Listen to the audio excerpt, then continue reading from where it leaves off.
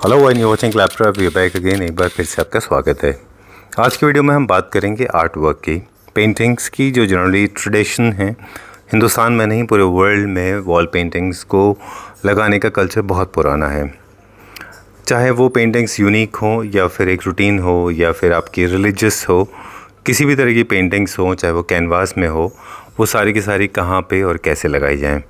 अपने घर में लगने वाले फ़ोटोग्राफ्स भी किस तरह से आपकी वॉल्स को, आपके घर के होम डेकोर को, ब्यूटी को एनहांस करते हैं, इसके बारे में बात करेंगे।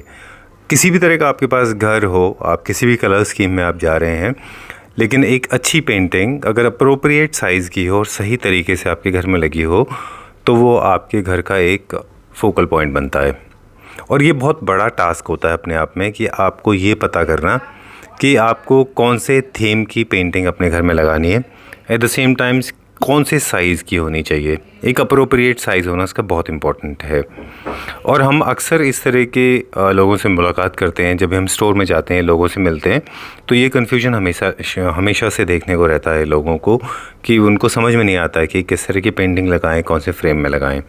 तो आज इस वीडियो में हम वो सारे सॉल्यूशंस लेके आए हैं जो हमने रिसेंटली स्टडी किया और आपके लिए उनको समराइज़ किया है, और वीडियो फॉर्मेट में आपको बताएंगे। मोस्टली फोकस रहेगा हमारा ऑडियो पे, तो यहाँ पे हम ऐसे कुछ पॉइंट डिस्कस करेंगे जो आपके लिए कारगर होंगे, जो आपके लिए हेल्पफुल होंगे।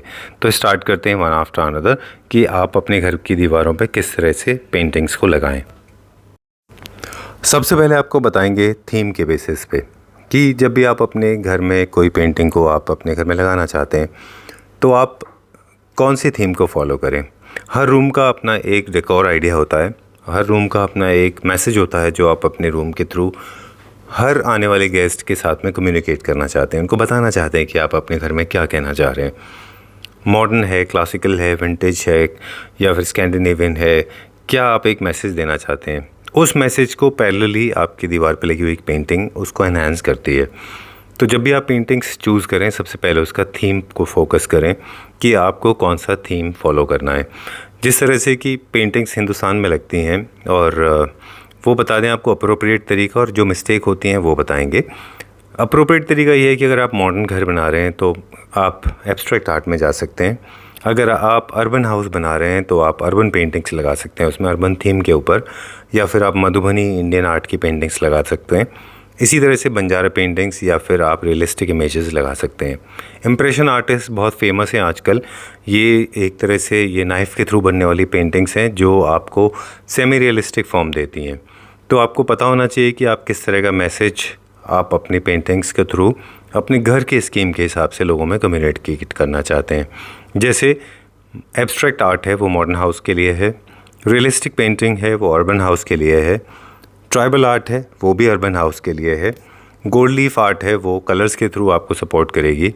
एट द सेम टाइम अगर आप किसी तरह का कोई पीस या सेरेनिटी आप इंट्रोड्यूस करना चाहते हैं तो आप बुद्धा की पेंटिंग इंट्रोड्यूस कर सकते हैं। अब थीम्स में होने वाले मिस्टेक्स के बारे में बताएं तो जनरली ऐसा होता है कि लोग बहुत रॉन्ग मैसेज वाली पेंटिंग्स अपने घर में लगाते हैं। मसलन अगर अप्रोप्रिएटली बने हुए हॉर्सेस नहीं हैं तो वो गलत ख़राब दिखते हैं। इसके अलावा रिलीजियस पेंटिंग्स जो हैं अगर आप उनको ड्राइंग रूम में लगाते हैं या लिविंग स्पेस में तो वो ठीक नहीं होती है। आप उनको अपने रिलीजन वाले एरिया के हिसाब से लगाएं, यानी कि जैसे पूजा का रूम है वहाँ पे लगाएं तो वो ज़्यादा अच्छे दिखते हैं। सेफ़ बेट है अगर आप थीम के हिसाब से जाते हैं तो आप एब्स्ट्रैक्ट आर्ट लें, ये ज़्यादा अच्छा दिखता है एंड मॉडर्न दिखता है। इसके अलावा जो सीनरीज़ हैं, पोस्टर्स हैं, वो that we do not recommend, आप उसको अवॉइड करें। एब्स्ट्रैक्ट आर्ट में जाएंगे तो अच्छा दिखेगा। एब्स्ट्रैक्ट आर्ट में मिलने वाली पेंटिंग्स जो है वो एक एब्स्ट्रैक्ट मैसेज देती हैं। कलर्स का ख़ास ख्याल रखें कि आपके स्कीम में वो कलर्स भी अब मैच होने चाहिए जो आप अपने इंटीरियर के हिसाब से उनको मैच कराना चाहते हैं। अगर आप फोकल पॉइंट बनाना चाहते हैं तो आप एक कॉन्ट्रास्ट कलर की एब्स्ट्रैक्ट आर्ट पेंटिंग ले सकते हैं। मसलन अगर आपने बहुत पेस्टल शेड का घर किया हुआ है, बहुत न्यूट्रल शेड्स आपने घर में किए हुए हैं, तो आप फोकल पॉइंट बनाने के लिए आप एक कॉन्ट्रास्ट कलर की, यानी कि जैसे अगर आपने बेज कलर का अगर होम डेकोर किया हुआ है तो आप येलो या फिर ब्लू या फिर मरून या फिर रेड, इस तरह की कोई कॉन्ट्रास्ट कलर के एब्स्ट्रैक्ट आर्ट को इस्तेमाल कर सकते हैं। एब्स्ट्रैक्ट आर्ट ही ख़रीदें। अब कुछ डिज़ाइंस ऐसे हैं जो स्क्रीन पे आपको दिख रहे हैं, ये डिज़ाइंस ऐसे हैं जो जनरली अच्छे नहीं होते हैं। आर्ट का मतलब ऐसा नहीं होता है कि आप कोई भी मिलने वाली चीज़ वो आर्ट है, उसको उठा के हम लगा लें, वो वैसे आर्ट नहीं होते हैं। बंजारा पेंटिंग्स जो हैं, एब्स्ट्रैक्ट पेंटिंग्स और कुछ रियलिस्टिक पेंटिंग्स हैं, वो दिखने में अच्छी नहीं होती हैं, जो हमने अभी स्क्रीन पे आपको दिखाई। जनरली इन पेंटिंग्स को आप अवॉइड करें। और उसके बाद में हम आप नेक्स्ट आपको बताएंगे साइज़ के बारे में। साइज़ से पहले ज़रूरी है आपको इस चीज़ का समझना कि कौन सी वॉल पे आपको पेंटिंग लगानी है। साइज़ के बारे में हम नेक्स्ट पॉइंट में डिस्कस करेंगे। सबसे पहले ज़रूरी है कि आप चूज़ कर लें कि आप कौन सी अप्रोप्रिएट वॉल समझते हैं जहाँ पे आपको पेंटिंग लगानी है। Of course you will consider the wall, और आपको लगता है कि मेजर करना बहुत ज़रूरी है, तो आपको एक ऐसी वॉल चूज़ करनी है जहाँ पे अप्रोप्रिएट लाइट हो, जहाँ पे आप देख सकें कि किस तरह से लाइट का डे एंड नाइट में लाइट का सोर्स है। वो एक अप्रोप्रिएट वॉल होती है। बहुत बड़ी वॉल अगर होती है, बहुत रेक्टेंगुलर वॉल है, तो वो आपके लिए फ़िट वॉल है। जहाँ पे सीटिंग अरेंजमेंट होता है उसके ऑपोजिट लगी हुई वॉल जो है वो आपके लिए अप्रोप्रिएट होती है। बेडरूम में हेडबोर्ड साइड में जो आपका होता है हेड साइड में, वो अप्रोप्रिएट वॉल होती है, या फिर उसके ऑपोजिट साइड में एक अप्रोप्रिएट वॉल होती है। इन जगहों पे आप पेंटिंग लगाएं, ये अप्रोप्रिएट वॉल है। अब आपको बता दें हम कि कौन कौन सी जगह पे आपको पेंटिंग्स को लगाना चाहिए। Point number 3, over the furniture और मेंटल्स। इंडिया में क्योंकि फायर हाउस नहीं होते हैं, तो फायर प्लेसेस ना होने की वजह से आप मेंटल्स तो नहीं है, लेकिन फर्नीचर के ऊपर लगाने का कल्चर पुराना है।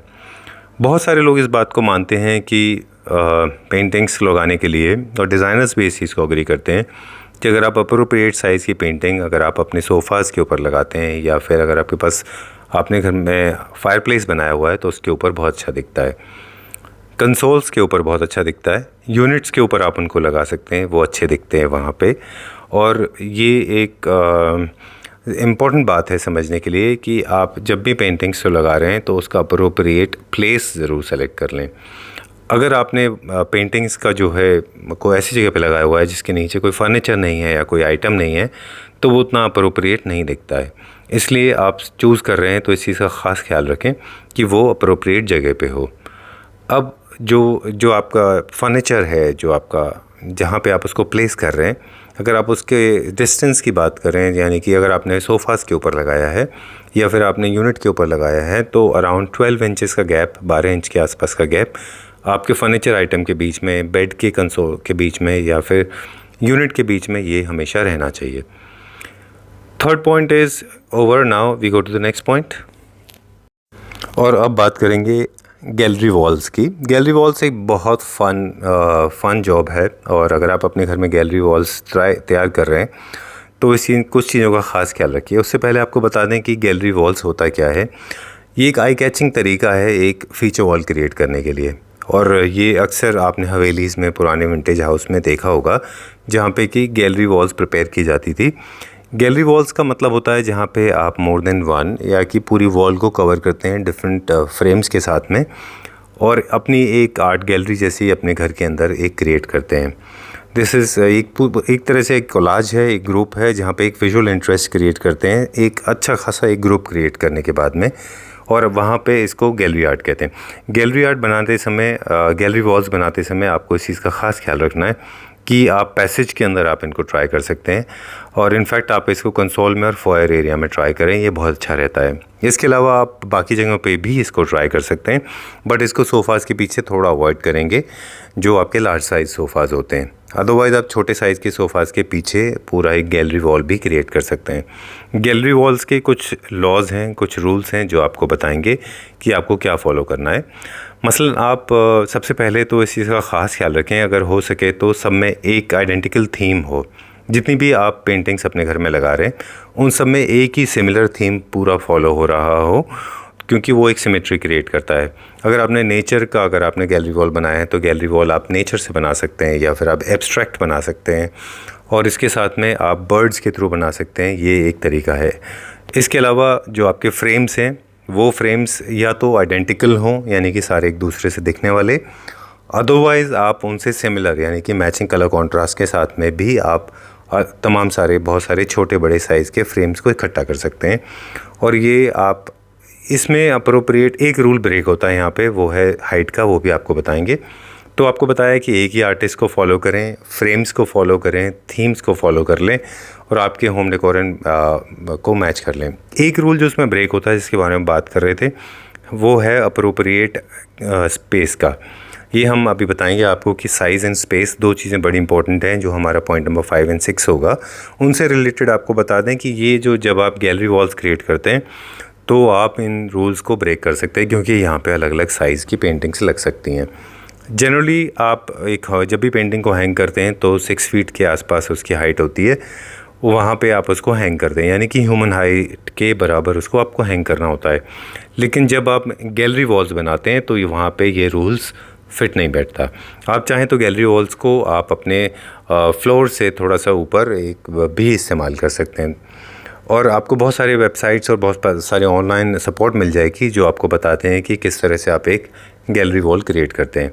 अब हम बात करेंगे दो बहुत इंपॉर्टेंट चीज़ों के बारे में, क्विकली बता दें आपको। पॉइंट नंबर 5 में हम बात करेंगे साइज़ की, उसके बाद में बात करेंगे उनकी हाइट की। तो अब आपको बता दें कि साइज़ इज़ वेरी इंपॉर्टेंट, दे से बिगर इज़ बेटर। और थंब रूल ये कहता है कि आप अपने वॉल के ऊपर जितना बड़ा हो सकेंगे उतना बड़ा आप पेंटिंग लगा सकते हैं, लेकिन बहुत छोटा नहीं होना चाहिए। आपकी वॉल का जो शेप है उसको ख़ास ख्याल रखें। अगर आपने लॉन्ग गैलरी शेप में है, जैसे हाइपोथेटिकली अगर आप पैसेज में लगा रहे हैं तो वो एक रेक्टेंगुलर होता है, उस शेप में लगाएं। स्क्वायर वॉल है तो स्क्वायर लगाएं। अगर आपके पास लेंथ में ज़्यादा है तो लेंथ में बड़ी पेंटिंग लगाएं। This is one rule. Rule number 2, आप अपने वॉल का अप्रॉक्सीमेटली 20% के आसपास एक पेंटिंग से कवर करेंगे। अगर आप मल्टीपल पेंटिंग्स लगा रहे हैं, मोर देन वन, तब भी आपको approximately 2/3 of your wall should be covered. Safer side ये है कि आप बड़े साइज़ की पेंटिंग लगाएं, छोटे साइज़ की पेंटिंग ना लगाएं। ये एक बहुत बड़ा थंब रूल है जिसको आप फॉलो करेंगे तो बहुत अच्छा दिखाई देगा। अगर आपने कोलाज बनाना है, मोर देन 3-4 है, तो भी आपको इसी तरह से कैलकुलेट करना है कि आपके स्पेस का नेगेटिव स्पेस जो है वो अप्रॉक्सीमेटली 2/3 कवर हो जाए। नेगेटिव स्पेस वो बोलते हैं जिसको आप खाली छोड़ते हैं। अब बात करेंगे हाइट की। तो अगर आप सिंगल पेंटिंग लगा रहे हैं फॉर एग्ज़ाम्पल, तो आप अप्रॉक्सीमेटली 6 फीट के हाइट पे उस पर लगाएं। जैसे कि हमने पहले भी बताया था कि ह्यूमन हाइट्स जो है उसके आई लेवल पे एक पेंटिंग का होना बहुत इम्पॉर्टेंट है। अक्सर हम इस चीज़ को देखते हैं कि जब भी आप अपने घर में पेंटिंग्स लगाते हैं लोग, तो वो बहुत ऊपर या बहुत नीचे होती हैं, तो वो गलत होता है। आप कोशिश करिए कि उसका हुक नहीं, उसका जो फोकल पॉइंट है, उसका जो सेंटर है, वो एक ह्यूमन हाइट लेवल पे हो, वो उसका अप्रोप्रिएट हाइट होता है। अगर आप मल्टीपल पेंटिंग्स लगा रहे हैं कोलाज के रूप में, यानी कि गैलरी वॉल्स के रूप जब आप बना रहे हैं, तब ये रूल एप्लीकेबल नहीं होता। अदरवाइज़ आप इसको एक ह्यूमन हाइट लेवल पे ही लगाएं। इसके अलावा भी बहुत सारी चीज़ें होती हैं जो आपको ख़ास ख्याल रखनी होती हैं, कि जिस तरह से कैनवास पे बनी हुई पेंटिंग्स को ग्लास कवर नहीं करते हैं। फ्रेम्स, टाइट फ्रेम और स्ट्रेच्ड, अलग अलग तरह के कैनवास में पेंटिंग्स अवेलेबल होती हैं। जिन पेंटिंग्स के ऊपर ग्लास फ्रेम होता है या एक शीट लगी होती है, वो लाइट को रिफ्लेक्ट करती है, उनको जनरली अवॉइड करना चाहिए। मोस्टली पेंटिंग्स, जब भी आप इन्वेस्ट कर रहे हैं पैसा पेंटिंग्स में, तो इन चीज़ों का ख़ास ख्याल रखें कि आप right size, proper appropriate colour, ये कोऑर्डिनेशन आप करेंगे तो ये आपके घर की ब्यूटी को एनहांस करेंगे। I hope this was useful. और ज़्यादा इन्फॉर्मेशन के लिए आप डिस्क्रिप्शन बॉक्स को एक बार ज़रूर चेक कर लीजिए। और हमारी वेबसाइट पे भी हम ब्लॉग्स करने हमने शुरू कर दिए हैं, तो आप www.claptrap.in पे जाके लॉगिन कर लीजिए। ये पूरा का पूरा आपको ब्लॉग वहाँ पे मिल जाएगा। इसके अलावा हमको आप इंस्टाग्राम पे फॉलो कर लीजिए, वहाँ पे हम बहुत सारी चीज़ें शेयर करते हैं। नीचे डिस्क्रिप्शन बॉक्स में फेसबुक, इंस्टाग्राम, वेबसाइट सारी डिटेल मिल जाएगी। We will be back again with more videos. Till then take care, bye bye.